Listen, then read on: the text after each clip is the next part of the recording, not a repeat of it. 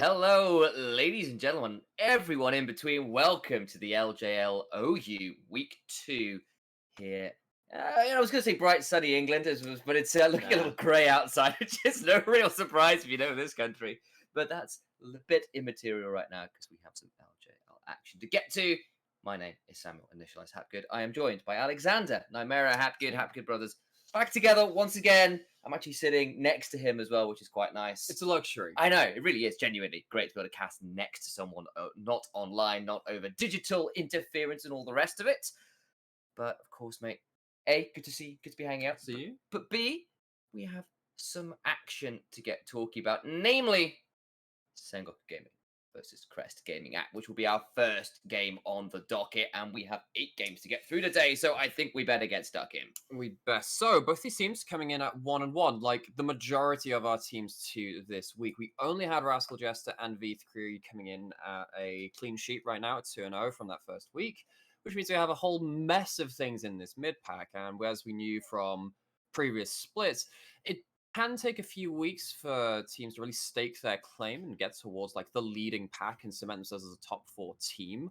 On the desk, we have a lot of, I say the desk, on the broadcast team, we have a few fans, yes, that's you, Middlecott, of Crest Gaming Acts, and this is now for me, because Sengoku are a team potentially that can stay within that top 4 and do have that stronger individual roster on paper that CGA can then prove themselves against, temper the iron of their blades and say, okay, we are making a play in this split. We are making a run towards deeper parts of the playoffs that we couldn't make even with the likes of Ario and Gango we had last split. And I think something to be said for that on both sides of the coin, Last actually. season. Yeah, both sides of the coin, actually, because CGA would like to prove that they are not the mercurial, coin flip team. Sengoku Gaming would love to prove that they are worthy contenders or challengers to the title, especially with a bit of a rough start from DFM last week. So then both of these teams have a lot to prove, and this is kind of a bit of a showing matchup for both of them, a bit of a litmus test. And actually, at this point, I think it'd be good if we brought up our predictions for the day as well. Absolutely. So we can have a look across what we're expecting for the day, at least from the minds behind the broadcast. So I believe that we have 4 sets of predictions up, Reed, do. if you do have that anywhere in the background. If we don't, that's absolutely fine. And we can make it work. I was told that we do. I was told we do.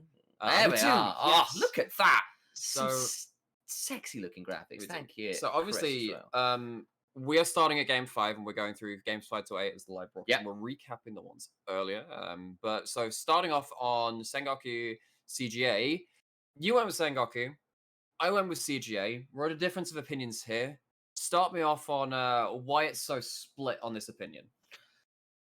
So, I think this is going to be one of those ones where I have a little bit more faith in, at least for me, I'm expecting Sengoku's bot lane to get things going. Gango and ND are very, very good in lane. They had one hit, one miss on that one where they went the Draven last week and it didn't work out so well. And I'm just expecting that to be a more consistent option for them. Whereas I still think CGA a touch too mercurial and they do need to get their mid and jungle rolling, because if they don't and they fall behind, which they tend to regularly do, and Sengoku tend to regularly get ahead, that's a bad diametric to deal with, especially when, actually Sengoku can really punish CJ on that front. So this is going to be, obviously, again, this is our most split, our most split opinion of the day, as we have a couple of them chucked in there. But this one, for me, yes, it is very much about mid-jungle. It's also about, can CGA's bot lane that suffered so much in spring survive Sengoku's bot lane? And for me, last week, yes, you talked about the Draven, but for me, at this early couple of weeks, Gango and NT have not been crushing lane in the way that we saw them in spring. Now, if you allow Milan and you allow Alchemy to get into this game and get to that point where CGA get to the mid-game and late-game team fights, I think that they will have more than enough firepower to take down Sengoku if they are not meshing the way that they needed to for this split. So I think that's probably enough of the prediction screen for now. We'll return to them at a later point, because again, it's always dangerous when you have like a 4 across the board prediction, and that's the very next game. I know. But for this one right now, you get to enjoy some very split, very uneven, very uncertain times as we go into this game. I would be interested to call out potential spot of hypocrisy there in the fact you're saying, well, bot lane's not looking to crush too much. Then you look later on, you're giving Sengoku the heads up over Rascal Jesters later on, interestingly, but not versus CGA. So curious to see how you justify that one, mate. Okay, so my justification is I can't remember doing it. Shush you. I will have you know, I am the LJL expert Nightmare. Is that how you become an expert? That right there. Yeah, so what we do is we love ourselves some Dungeons and Dragons and some role playing games here on the cast. Of course, Melvin is a big fan of that too, and he'll be on later today. And sometimes you just roll that dice. I think for me, so I think the thing for me was I was quite impressed with that. I think this is for me more a statement about the upper end of CGA rather than Rascal Jester and as a team there, because of course they're looking very strong. And effectively, what I'm just saying, okay, maybe there is a chance of there is pretty much between a set of 8 games, there will always be one upset. Honestly, I mean, you look at best of 1 group stages in Worlds and MSI. And in fact, we even saw this with DFM taking out C9, taking to down 1 and stuff like that within MSI. You will always have upsets. There is an art form to calling the upset and saying, this is where the hammer blow falls. I think in this game, this is not going to be an upset. I think this is 2 teams we have not benchmarked yet, which are quite inconsistent, which have a lot of moving parts. Mid-jungle, very important. Bot lane 2v2, very important. Yep. Probably not the most volatile top lane, actually, between Nap and then Paz as well. These 2 are a bit more chill in the laning phase, and they get more towards your big team fights later on, really. Both these players doing that. So I'm favoring CGA in terms of all of these various natural 20s, natural 1s being rolled. Fair enough. And speaking of that, let's dive in a bit more then. Where are you expecting some of those nat 20s to hit for CGA if they are going to take the victory? It's got to be in the mid-jungle, like you were saying. Okay. I think that what I'm really looking forward to see is if Nation has another aggressive AD mid. The Zed was not the pick, unfortunately not. But however, you look at the other game they had, and they think, oh heck, that's actually that was really fun actually against the Hawks. That was a really good late game team fight. But if you have yourself cast in on something like the Karthus or what other AP champions they might have, you can have things like hell. I mean, I don't think we'll see much Shyvana in this league. But that's the VCS special. Well, here be dragons. Here be dragons. We say gosh, live on another stream accidentally, Yes. nonetheless. Well, there are some stories to catch you all up on, dear viewer, which happened last couple of days. But I always get one. That's it. But yes, I'm looking to see if CJ can find another prime mid jungle AP AD combo. Whether that involves something like the Diana that we also saw a bit last week too. That'd be very interesting. Cass involved that exactly. So yeah. But on the other side, I've talked a lot about CJ, of course. I'm a big fan of Cass, and I think Nathan was one of our best performing mids in that last split. So Sengoku, why don't you start off some points on that?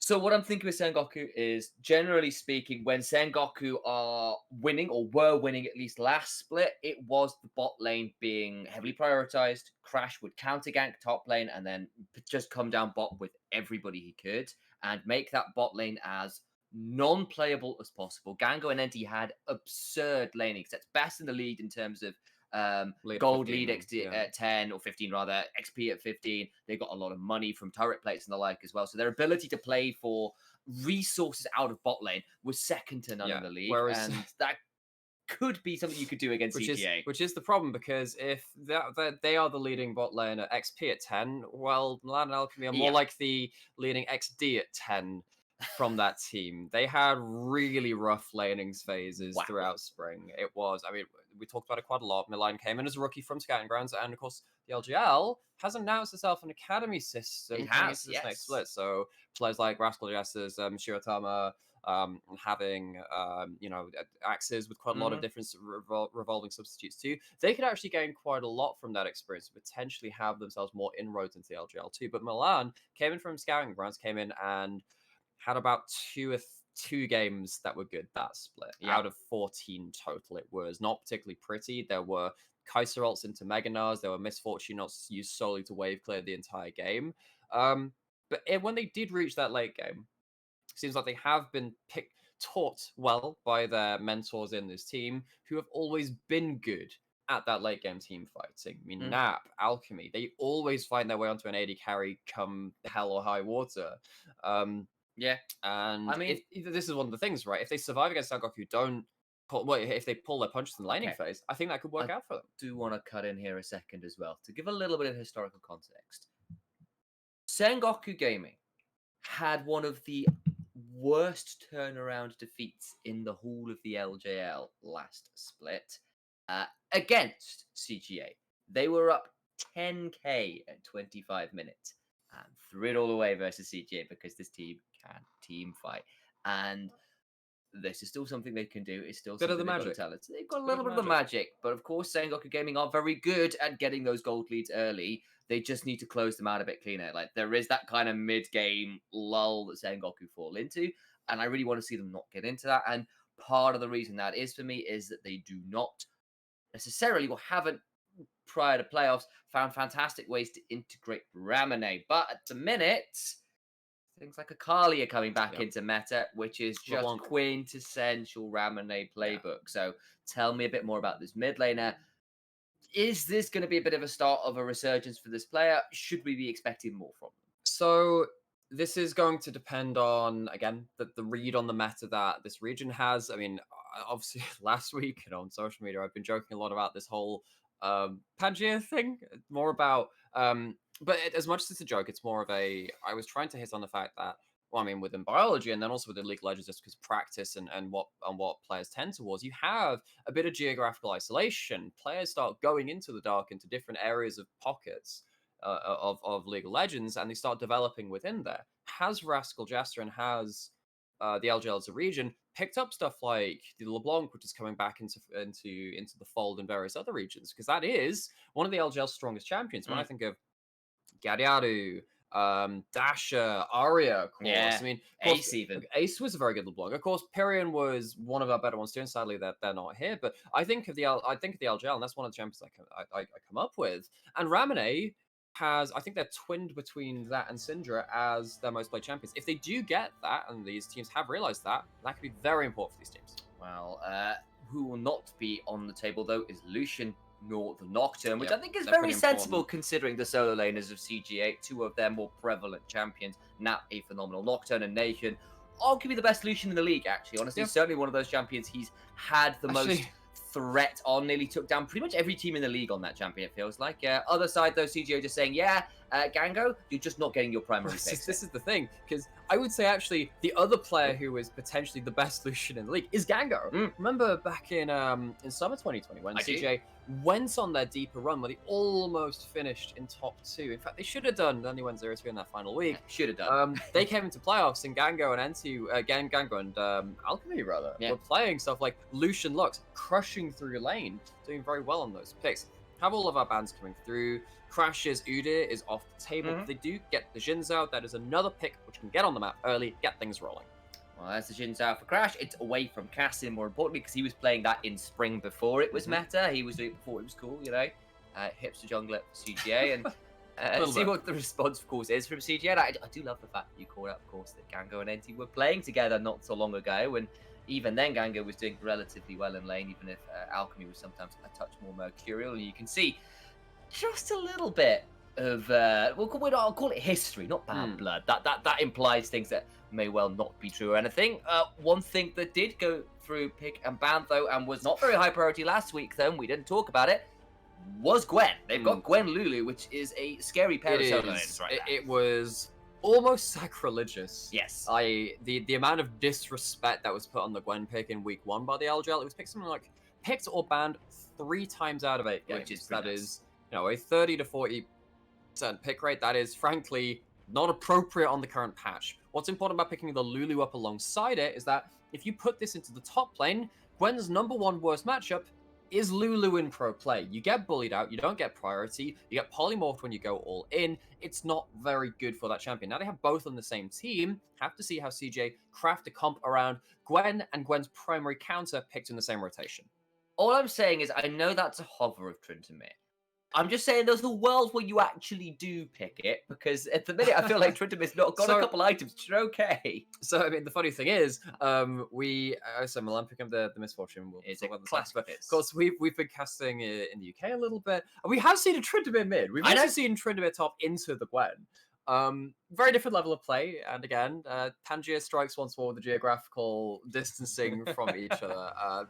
God, I mean, I must have broken a record by now by the amount of times that Like, I particular don't word think has been any said. other caster will have Has said ever maybe Pangear on a cast in the first Well, there we go. place. Basically, everyone else has got to catch up. You are behind in the casting meta, much like the LJL is behind in the Mate, in the League you of are like Legends meta. literally millennia behind in terms of where continents are at, so I don't think you've got a world to be chatting about that. So instead, let's have a look at what we've got. A lot of early aggression from Sengoku Gaming. Lee Sin, Kalista, Jin Zhao, that's just playmaking out the wazoo. On the other side, you kind of got a fair amount of team fight in terms of the misfortune. Of course, the ult is pretty nuts. You got a kill combo there. It's a couple power picks from the Lulu and the Gwen, plus, of course, the misfortune, which is just sort of prototypical for Milan. And at least you could try and survive the Kalista with a little bit of laning presence. I just don't know how easy that will be versus someone's Kalista of the quality and caliber of Gango. So what misfortune likes playing against are things that, one, you outrange, and two, can zone out with your ult. Those are the two things.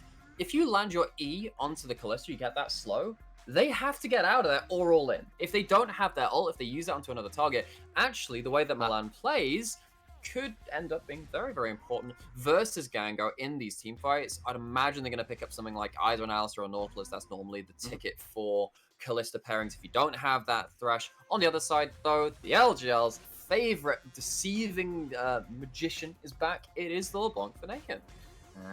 We always love our roses black here, never red or white. That war ended long ago, but Noxus still continues. Bloody Silas,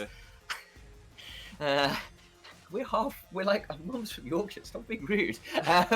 Silas locked in for Sengoku Gaming, which I think, considering some of the ultimates, is a pretty worthy one. Bullets Time and Wild Growth in particular seem pretty powerful to me. NT's Rakan, another good one, another bit of engage, does pair it well with the Kalista.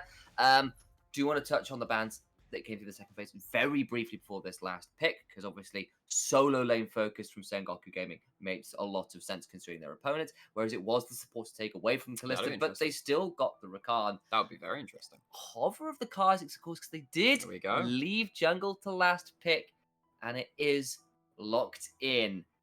Tell me about Kha'Zix right now, because it's a fairly strong mid-jungle 2v2. We tried it in a warm-up game for Clash yesterday, me and you, and it was mixed. We started well. Started well, and then things fell apart. But yeah, well, start as you mean to go on. Negan and Cassin have themselves again that AP AD duo, and actually we're having the two AP solo lanes with the well, this is normally what you want to see. You want to see the jungler with opposite damage type to the lanes. So if they run into the lane, only one of your champions has defensive itemization built up against them.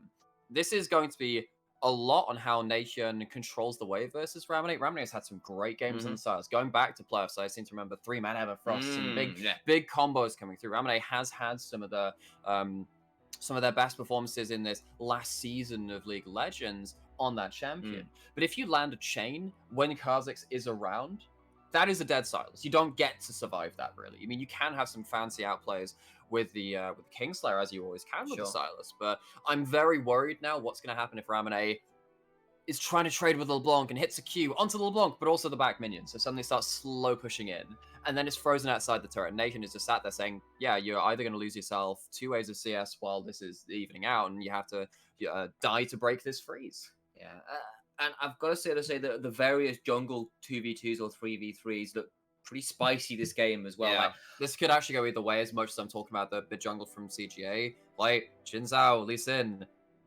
that's strong early game playmaking. Yeah, and interesting as well, like, for all that Kha'Zix kind of wants to snowball, I sometimes feel he kind of wants his R, or at least a Dirk before he really does a lot of damage, because he's squishy as well, Kha'Zix. And yes, he can do isolated damage, but he does want a little bit of AD to his name before the Taste of Fear actually does as much work as he would like. So, and another thing, which is going to be very telling about this game, is that the Kha'Zix has not gone for Conqueror, has gone for the Electrocute. That means, to me, not looking to duel the Jin Zhaos, looking to burst someone out in the gates. So, again, this is all about double Electrocute, land a chain, slaughter this Silas in mid. Okay, that's what we're expecting. Cassin and Nation teaming up as per usual and trying to make Silas's life hell, especially considering Sengoku Gaming have historically not been fantastic about playing around Ramonate in general. He's just not involved in the team as much for whatever reason. It's not been the place I've popped because they have prioritized bot so much, but this is a matchup where things could get a little bit scary.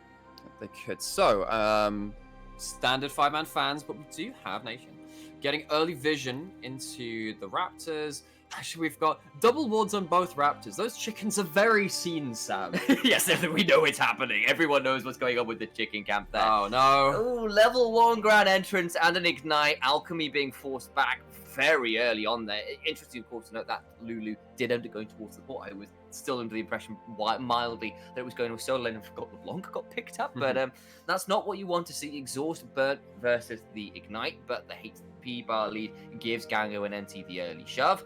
Cassin starting towards this bot side as well means he's not going to be around, whereas you can see Crash is doing the exact opposite because, surprise, surprise, Sengoku Gaming are going to be playing around bottom mid. So again, CGA's 2v2, the XD at 10 rates starting to bubble in the pot, but it has not led to much right now. You kind of know that a Kalista is going to get early priority, but what this does mean is that obviously CJ didn't see that leash being started. They didn't know what was going to happen with this duo lane, in terms of where they'd be in regards to the first wave.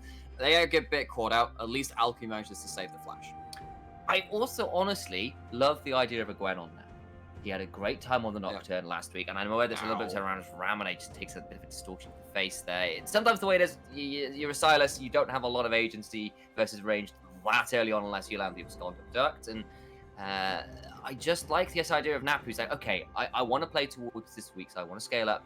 He's been a fairly good player in the team fight, something like a Gwen where he gets power and agency as the dive attempt comes in bot. Milan and Alchemy now in trouble. The battle dance from NT doesn't get as much, and Gango was unfortunately the one who took a lot of the turret aggro, and a failed dive there, honestly, from Sengoku Gaming. It is, because if you don't take that tower shot on Gango, you can stick around in lane, you can keep him under turret, that's still fine for the bot lane. I mean, this Misfortune started with Tyr. They didn't want any lane presence early on anyway, right? They have a Comet.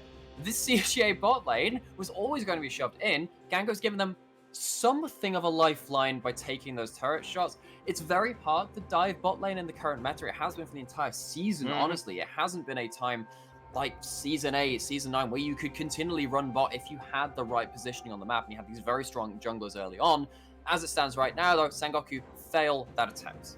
They do, and of course Milan did have to burn flash and heal, so that's down. You can punish that, especially as Kalista and Rakan. Like, there's no way for Misfortune to dash out of anything. No. And by the looks of it as well, with the Tyr in inventory, with the Comet, that's going to be lethality MF as well. I expect something like the Eclipse or the Duskblade, to my mind. I don't think you want Prowler's Claw or Misfortune. You probably do, actually. Oh, do you? Okay. Remember, this is patch 11.6. That's before Prowler's Claw's been gutted, you get the extra flat penetration. It's actually very good because there aren't that many armor stackers in the enemy team, right? Because you have double AP solo lanes, you don't necessarily want to be building up huge amounts of armor. CJ have really high mixed damage burst. I think that the Prowler's Claw is the right choice, just getting extra flat damage. Okay, there you heard it.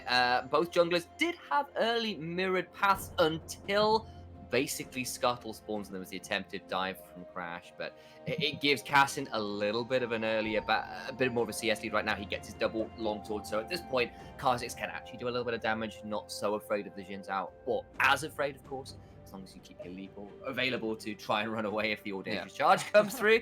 Of course, Jin's out. Ridiculous range to follow up at the minute, which is the reason I'm caveating that just a touch, but I've got to keep an eye on whether Sengoku Gaming can make more out of this. Summon a discrepancy bot lane.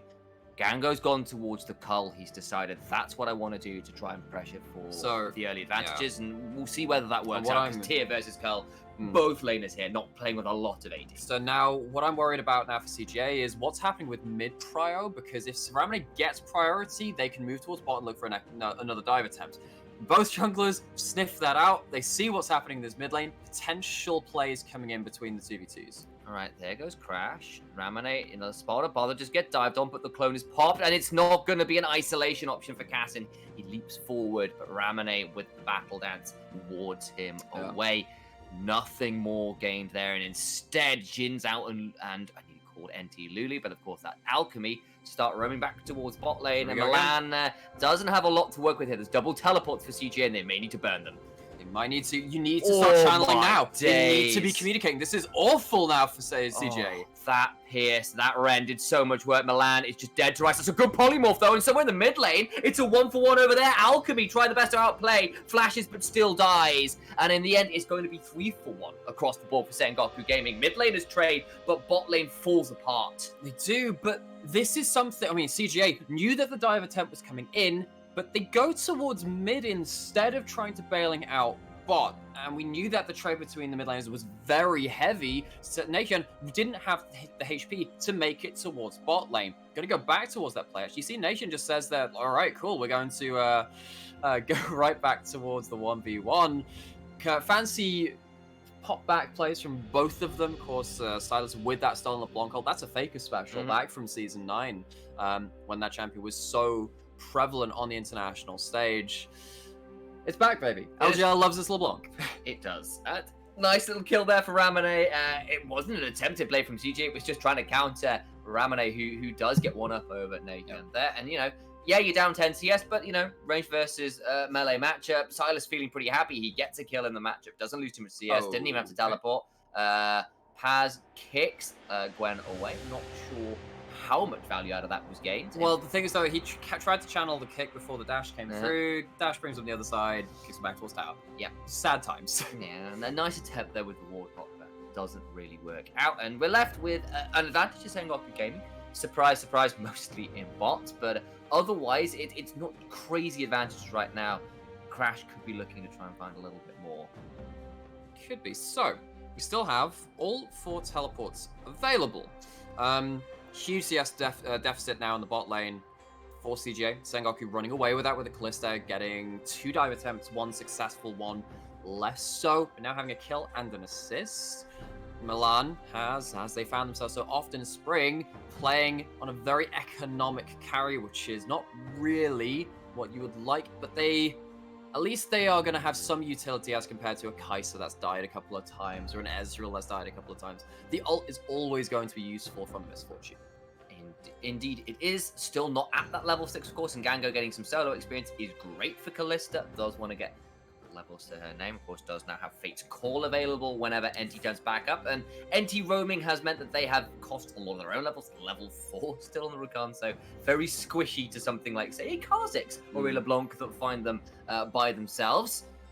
But now with that level 6 match, maybe Gango can look for something, certainly thinking about it right now, start stacking those Ren stacks, but the Make It Rain does force them away. Milan left very low on the HP bar totals, though. I was wondering, oh wow, maybe they'll be okay. Big trade from Ramone. Does it KDE? No, it does not quite manage to make it work. Stole the distortion. Does get the better end of the HP bar trade, though, as bot lane, Milan and Alchemy say, we can't stay. Much it's like the so last trade, I was like, where's the Callista ult? Maybe we'll see them come in. Maybe they'll be responded to with a bullet time, but you can't. There's a 2-level advantage between AD carries. There is level 6. Wave is cleared out. Gets a decent chunk onto Gango with it as well, but check out the HP bar. I wonder whether they could be very greedy for the Fate's Call Ignite and try and burn out a heal or something, because he's battled down straight back out again. I mean, it's not towards the Zeus, it's not the extended range, but Sengoku wielding this lead like a, I was about to say more like a sledgehammer than a scalpel. That's probably the way it is right now, because, I mean, CJ are getting battered and bruised. They're trying to make up for it within their solo lanes, but it still led to a 2,000 gold deficit. First tower as well. And it's going to be another couple of plates. It's going to be a 5-plate tower towards the bot lane, towards the Callista.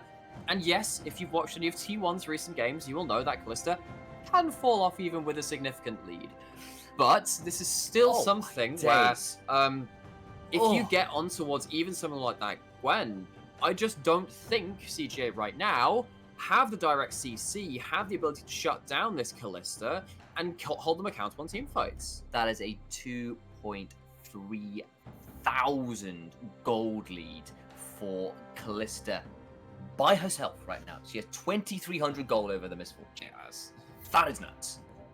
It comes down to the joke that we made. XP at 10, XD at 10 from CGA, because they've made a couple of early flubs and have failed to stabilize. This is getting onto a 35 CS lead, the full place, as you were saying, and Callista, much like someone like a Caitlyn, can continue to roll around the map, be put into different lanes. You've still got 3 minutes on place, and Crash just found Kassin. He does audaciously charges forward, looking for the passive. 3 talent strikes available. Crash taken very low, has to burn the side of that Crescent Guard. Just turns out an isolated damage versus Kha'Zix is a pretty scary one. Everyone else now turning up. Nap looking to go forward. The needlework comes out, starts threading Ramune to pieces, and he is stitched up and left for dead. Teleport come through for Sengoku Gaming, but it will be too late. It is a 5-man rotation from CGA to match the 5-man rotation from Sengoku. It's not in the bot lane. It's not going to be around one of those dive attempts. It's around a fight over a Rift Scuttle. Kassin gets caught out on vision, trying to battle ward a little bit, but turns around and outplays. Very slickly played on the Kha'Zix. CGA find themselves under that top lane turret now, but at least they find themselves something of an advantage in that play. They do indeed. Ramune goes down, but we'll see the replay here. I think this is just looking at wherever Kassin is. He's walking over the wall and they just know he's coming in. So they don't have mid-priority do. Sengoku, and Kassin knows that the Scuttle is spawning, goes in, and has a really big burst. Here we go. Again, this time the teleports come through. Wild Growth gets a knocker, but it's still a double for Lee Sin. But Gwen's here now. They're going to try and turn this one out. But that's a massive use of the quickness. Still goes down to LeBlanc, though. Nathan lands the chains, looking to get some more. But in the end, it is a 2-for-1. And the bot lane dies and has to lose all that XP to turret. That's a pretty big amount of gold going into the pockets of Lee Sin. I'm wondering if you prefer that to go to someone else, but actually with that, Paz slaps them for 2 and gets 500 kills. Congratulations to the veteran of this LJL league. One indeed. Paz has been around for a little minute now, and he manages to get himself that 500 mark. It's good news for him, which is actually pretty impressive in the LJL, because we just play less games than most other regions, so getting up to those LCK numbers with their long seasons and best of threes is pretty hard work here. And it is. Pat's been around since 2013, 2014, has gone international once or twice, went towards Rift Rivals, went towards Worlds last year even.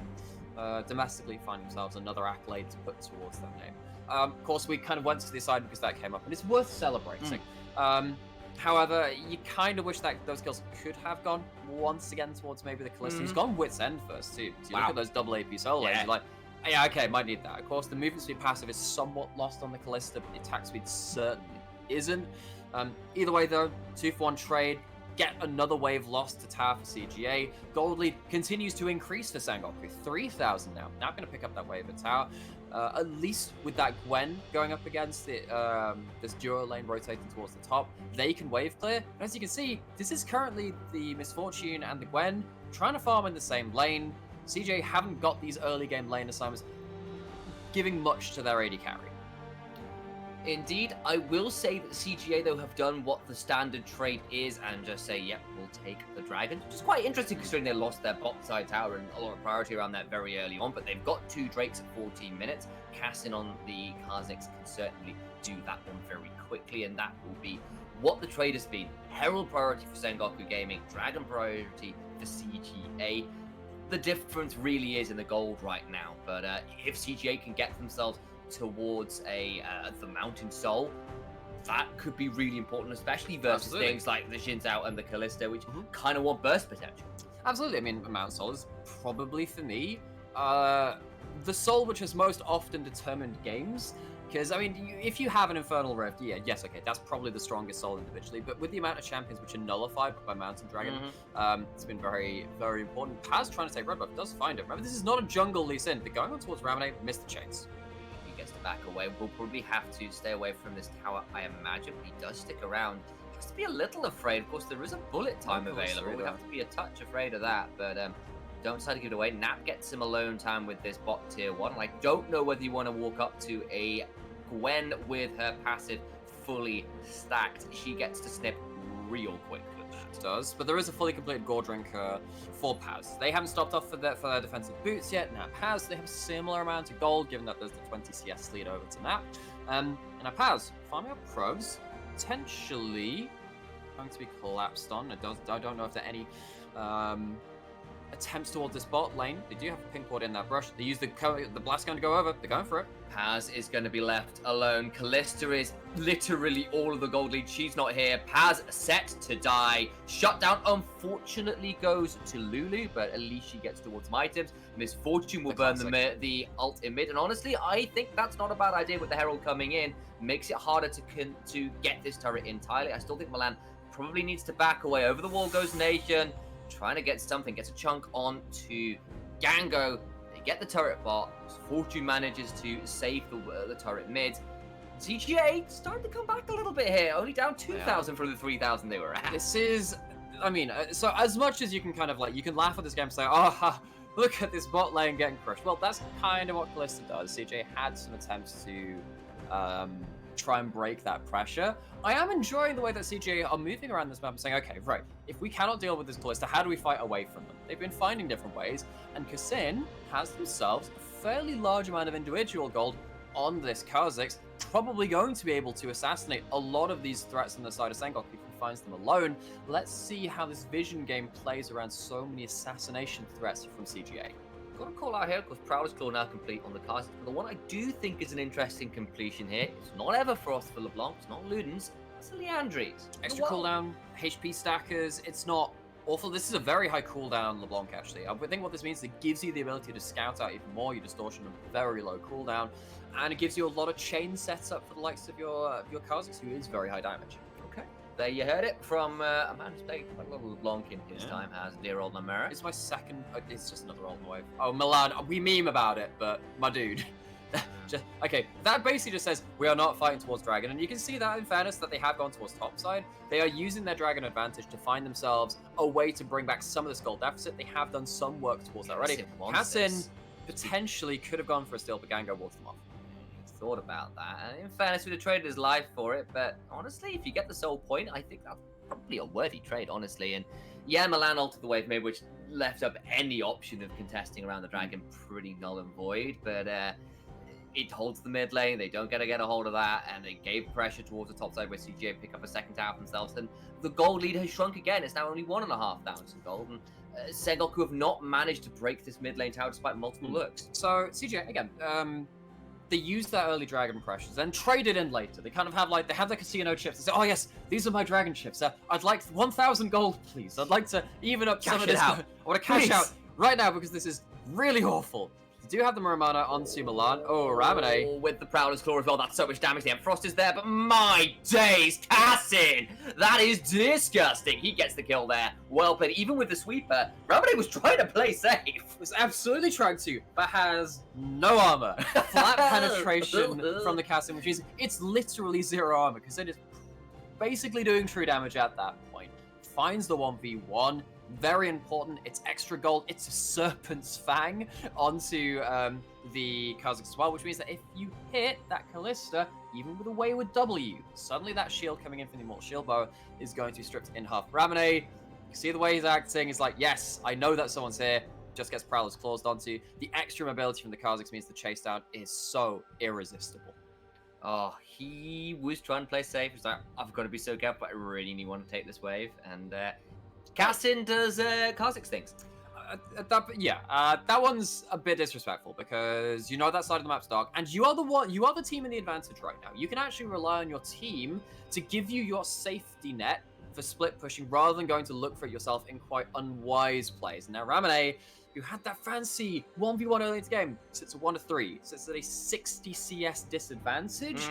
Struggling game for this mid lane. Yeah, he has struggled to find his way to farm, partly because of pressure like this in the side lanes from CGA, and that's kind of been the trade for all the attention towards Gango. Here's Ramune being left to their own devices for better, or in this case, certainly for worse. As Kassin walks into 2, but of course has the W upgrade with the evolution. Paz now in a spot of bother potentially, takes a lot of damage, but won't be threatened any further, and we're left at a game where Sengoku once again got themselves a strong early lead, and now CG have come back. So far, the Blitzcrank is giving them a 74% chance to win. That is quite the turnaround. It is. Now we have to see what's going to happen with this mid-wave. Milan uses the ult, but it's late. And there's a teleport that comes through. Flash away keeps them alive. The mid lane tower finally falls on the 3rd time of pushing.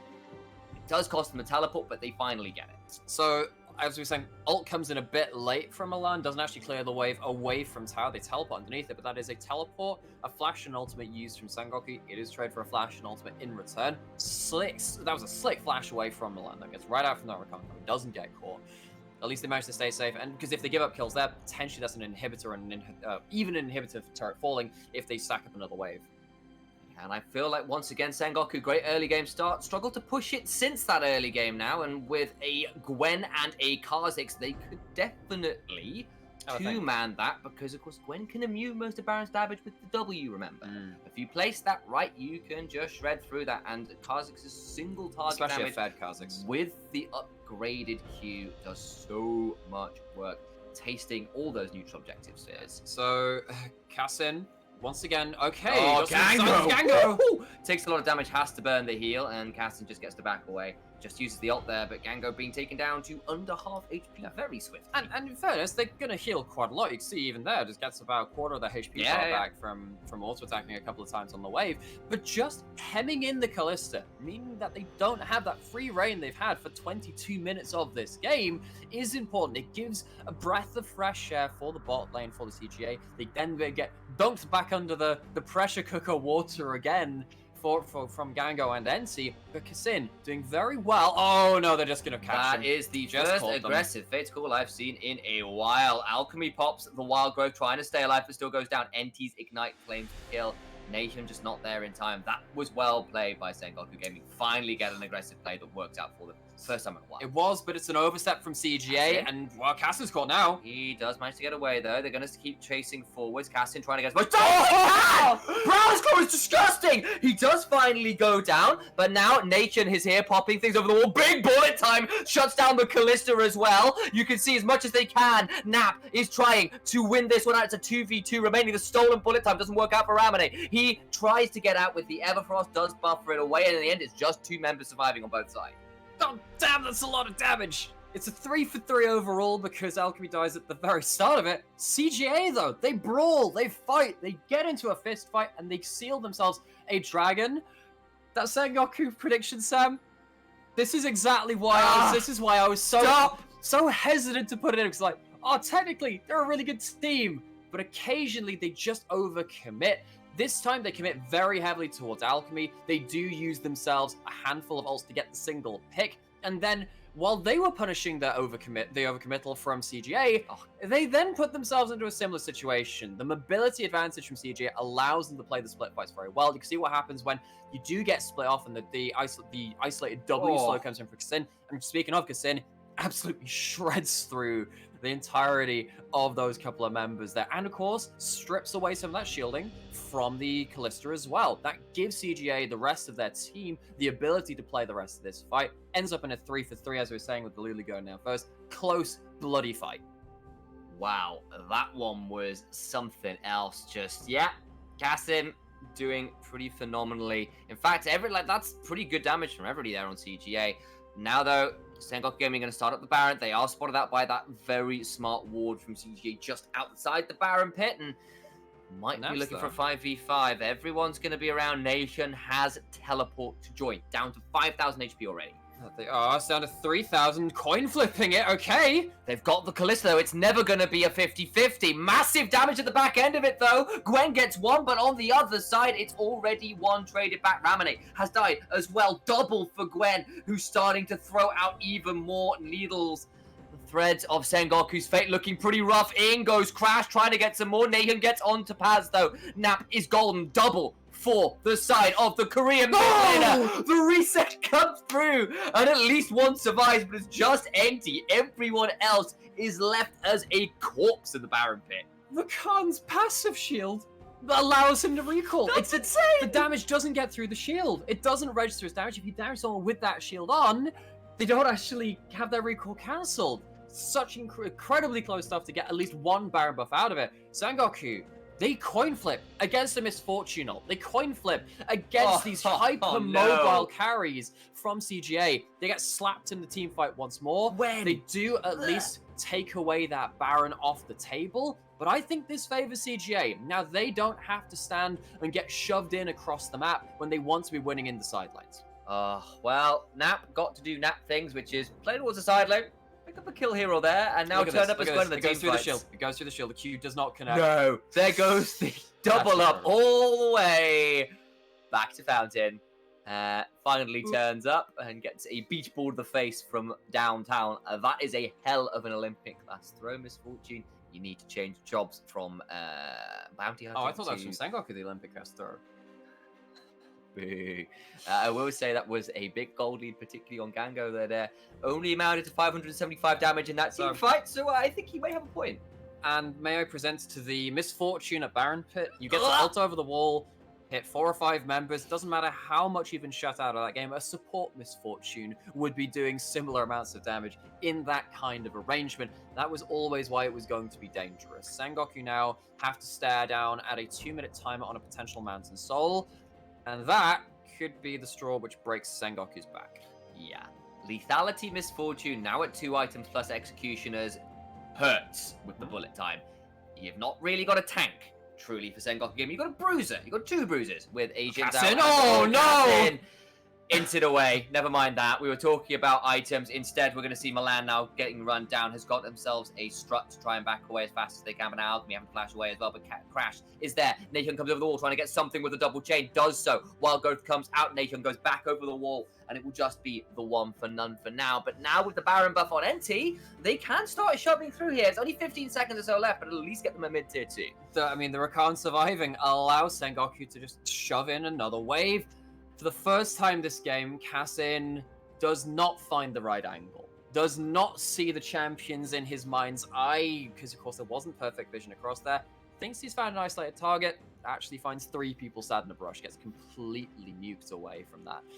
And with that mistake, let's see if Sengoku can re-establish that full court press and get themselves into a winning position. Of course, the Baron buff is probably timing out sooner than later now onto the solo member that they have. It has timed out. That has given them the resets they needed for this dragon fight.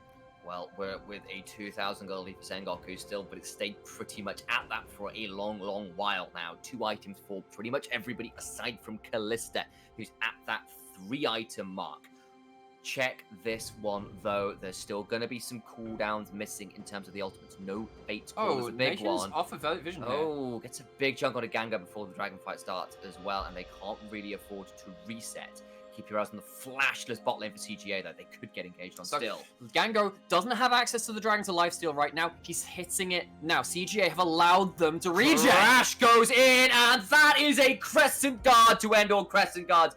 Forces Milan to the other side of the team. The Dragon now going to be secured. That'll not be mounted, so Kassin flashed in. Didn't get the secure. Now Sengoku Gaming can continue to run. Nat gets a decent empowered needlework. 2nd or 3rd charge on that one. I'm not quite sure. Alchemy trying to stay alive, but there's still no flash. Gango gets that one. And Sengoku Gaming find a fight again. This time in their favor. This time they get the Drake. And this time they can push for more turrets. What a frantic game. CGA find that initial chunk onto the Callista. Nation now says, maybe we can start trading cross-map. The game's not over yet. If we can push in mid, potentially there is a cross-map punish we can look for. This is only an inner turret, actually. Looking at it, being taken from Sengoku. Because Nation starts calling them to account, saying, okay, well, if you do this, potentially I can stick around in the mid lane. So this is after the chunk has come out onto the Callista. I'm thinking, okay, what can CGA do to zone off the Callista and say, you cannot start this fight at over half HP? And then Crash lands the W, uses that to get right into the middle of it. What a dream scenario for the Jin Sao. Split the Misfortune away from the team, doesn't have flash, used that in a previous pick because NT has been so on point at taking those summoners away. And Kassin has to try and go for the steal. You don't blame them at that point. You would trade a life and a flash if it's a stolen dragon, but it just compounds the team fight worries for CGA in that particular instance. And CGA so good at coming back from deficit. The problem with this team is it's a lot of do or die, quite literally. Kha'Zix gets the kill or he gets popped. LeBlanc not in a dissimilar position, even with a touch more mobility, and it's getting tricky. If Milan can get off another good ultimate, they've got options, but just the summoners being down hurts them right now. There's no real way to keep this Misfortune safe outside of the wild growth, and might not be enough with so many people diving for it. So Baron back on the table. Very strong solo laners again from the side of CGA. Their top side of the map doing well. Question is, if you're going around this Baron pit again, can you stop Milan doing what they did to your team last time? Ramone got a hold of Misfortune with a bit of assistance and Crash the last time out. Could do it again. Nation just popping forwards best as they are able. Vision control is pretty heavily in favor of Sengoku Gaming, but the Scuttle Crab having gone down a little while ago is at least giving some uncontestable vision for the next few seconds. About a timeout as Nation gets a massive chunk onto Enti. And now Ramone, who was looking for the flank, now in a spot of bother, but Cassin takes so much damage, goes golden, does Ramone trying to stay alive. Nap trying to stay alive. That's a full time! 2 dead already. That was phenomenal, CGA. Take your hats off and take a Baron to boot. I mean, it's the hard work of the pick potential coming through. They do the legwork in a full minute before this fight starts to come to fruition. We're definitely going to get a replay of it. I won't be playing it again just after that. But CGA keeping this game alive. My days, it's been so back and forth after a phenomenal early game from Sengoku after what felt like an insurmountable lead on the Callista. You have to remember how these two teams work. Sengoku, phenomenal early game, interesting mid game, and we're into late game now. You can tell me about this one. So, Evolved W from the Kha'Zix. A lot of Leandri's poke coming out from just singular Qs and Ws from Nation. Keep Sengoku just trying to look for a larger engage because they don't want to get continually poked out, but they don't find it. And then Ramone is kind of on the other side of the map and the other side of the confrontation to them. Gets caught out. That is just a disgusting off in the Misfortune.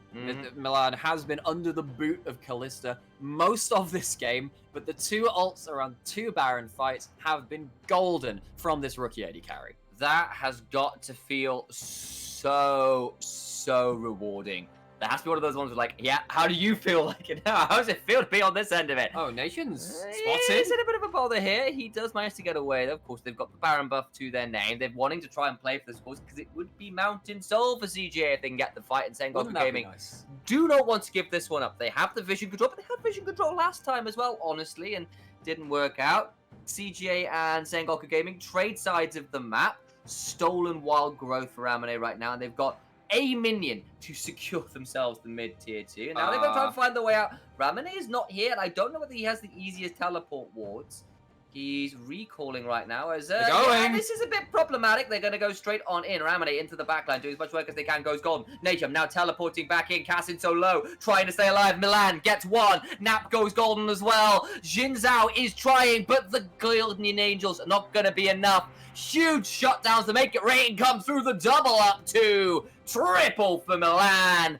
Italy, you can do it in the Euros. You can do it tonight as well. The bullet time is on point again. 3 bullet times in 3 fights are probably sealing CGA this game. It's hard fought, it's messy. This is classic CGA, and they're gonna lead off with a 2-1 record from week 2. Sengoku Gaming, what is it with you and your early games and not being able to play in the mid game? CGA, what is it with your early games being so poor, but when you can pull out magic like this? Crest Gaming app move up to 2-1 after a very entertaining game. Nexus falls. And CGA, I mean, I'm happy with my prediction. Did I think the game would go like this? Not quite like this. Sometimes games get even too scrappy for your LJL expert to foresee into the future of. But, I mean, CGA, they find themselves a very almost 2020 CGA kind of comp. They get themselves the mobility advantage, the ability to skirmish and think on the fly, and they outthink Sengoku and they outfight them. They definitely do. Credit to Milan where it was due. Credit to even the likes of Cassin as well on that card. It's keeping them in the game for so long, getting some of those early dragons. But we're going to have to cut to a quick break, of course. And when we come back, we'll have a little bit more to talk about when it comes to this game. Welcome back, everybody, after a banger of a game. It played out kind of like we saw last split, actually, in week 7, of course, where Sengoku Gaming get massive early leads, but CGA can team fight their way back to a win. Let's start with that, actually, because once again, Sengoku start off with a huge lead out of the bot lane. Get that Callista miles ahead after some early dives. They do, and, well, if there's one thing that Callista loves doing more than farming in bot lane, it's farming champions in bot lane, not just the minions. And this is exactly what Sengoku play towards. There is a tier start on the Misfortune. It's a Lulu who walks in at level 1, has to burn themselves and exhaust most of their pots right at that level 1 mark. Bot lane in a bit of a shambles right from the off. Even though you expected them to lose, they do not lose gracefully, and then some dive attempts start coming in. Yeah, they do. Of course, first one, you saw the flashes burn. Second one, they come back, they get the tower, they get the double kill. And, this is where the Callisto has got Cull. Basic back for that. They come back with get the turret at 10 minutes. They get the kills. Callisto literally gets 3k ahead. And then Ramane gets that solo kill in mid. And it's all looking golden, honestly, for Sengoku Gaming. They get the early heralds. But all the while, there are some things happening on the top side of the map. And I'd be interested to kind of think about your thoughts, particularly on Cassin, who I felt kind of kept Sengoku or CGA in the game in that kind of mid-game period. So in spring, we were introduced to Cassin, this rookie coming in from the DRX roster from the LCK from Korea, right? They were on the trainee system, so they weren't in the Challengers League. They weren't, of course, in the main team. So they came over to Japan to find themselves a starting spot. And the most notable thing about this player is that they didn't really care for the fetters of the meta. They were very free-forming their ideas about how to play the game, playing a lot of Gragas out of meta, playing stuff like the Jinzhou, as you were saying before, that was in meta too. Yeah. Coming with another pick, coming with the Kha'Zix, which is rarely seen in the meta, it is occasionally seen alongside the LeBlanc, alongside the Gwen, hyper-mobile assassination threat with the ability to close down at the backline. Gets absolutely rolling, picks up a kill in mid, goes 2-0 and 2 into the mid game, and it's a huge threat. Gets Prowler's Claw, which then allows them to have the extra ability to even shut down like Ramane if they're found alone, which of course they were found alone several times during that game. Did get caught out more and more as the game went on. That's the nature of teamfight Kha'Zix anyway. But Cassin made sure that Sengoku could not as easily go into Fog of War and get away with it unscathed. Of course, Sengoku, felt like they had a good goldie, got a lot of outer towers, and then felt like they just couldn't crack that mid lane tier 1. And all the while, CG managed to play to the side lanes, get a couple turrets back, get themselves up a couple dragons. And then I think probably the big turning point, of course, is Sengoku being stalled. And then the Baron attempt comes through. It does. And Milan's down 50 CS, but somehow that fight still happens, man. 6,000 damage in one team fight. And Milan, so much like saying, oh, well, they couldn't quite crack the mid lane out of turret. Actually, that's credit to Milan for actually staying safe, as safe as they can. And there was one overstep in the mid lane, but using the ultimates as a wave clear tool is actually a viable way to stall out this game, because the Callisto does want to keep taking the structures and hemming in the enemy team to the other side of the map. And then effectively there were 2 Baron fights in this game, which had almost game-deciding Misfortune ults, which turned around the game. Milan, as we said, under the cosh for so long, turns it around where it really counts. Yeah, and I kind of want to ask at this point, because obviously the second Baron fight afterwards, where they get the pick on Alchemy beforehand as well. What went wrong for Sengoku? Because they were so far ahead. They Baroned against a Misfortune at the end of it. If you're caught in the pit, Misfortune can damage the entire enemy team from safety over a wall. That's just kind of what you understand, right? You can't just look for that. You need to look for the hard engages and then go towards Baron. You can't, I don't think, realistically, you can start up that Baron knowing that the Misfortune's on the table, regardless of how far behind they are. So CGA, they seized the opportunity. Sengoku gave it to them. Of course, that wasn't the last team fight of this game. We have got After the Baron was taken off from that second one, we have a clip of the final team fight in this game, which Sengoku tried to split the map. They tried to clear the wave, tried to get away those.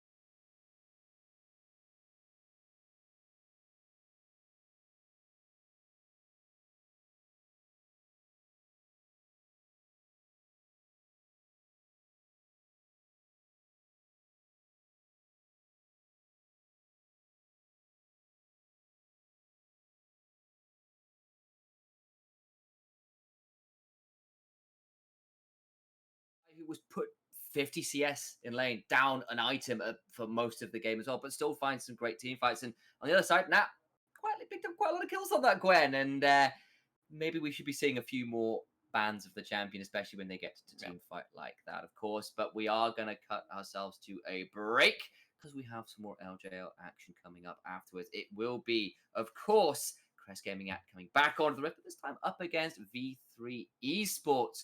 Time to see whether CGA can continue their winning ways or whether V3 can put them down. Find out after the break.